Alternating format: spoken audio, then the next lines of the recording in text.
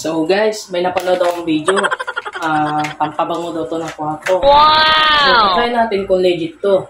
Meron tayong kalamansi. Ay, nahulog pa. Fabric conditioner.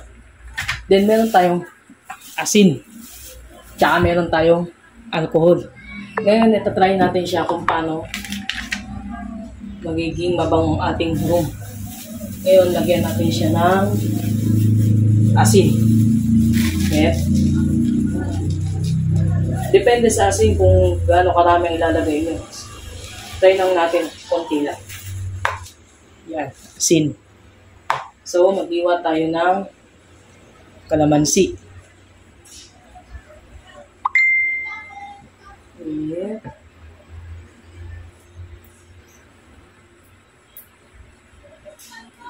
Yan. Siya. Kaya natin ng 4 na kalamansi.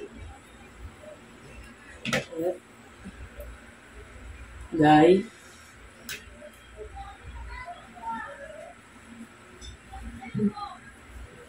Napulol yung kutsilyo natin. Oh, ayan.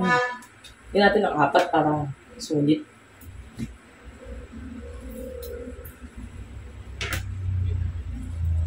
Yan.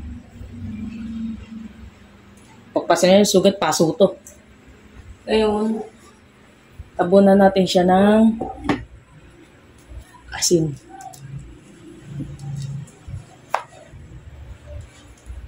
Asin sa loob.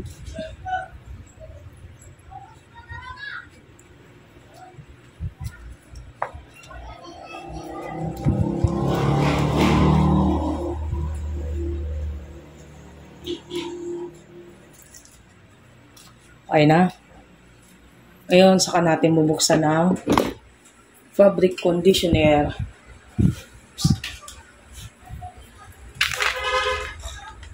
Kahit ano, downy, pwede naman daw. Napanood ko lang naman sa video.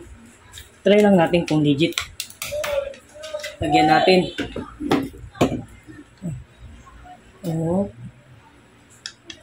Tapos, napangami ng lagay. Tapos na.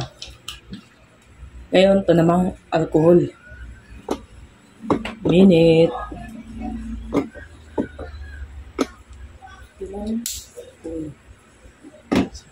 Yes, ha?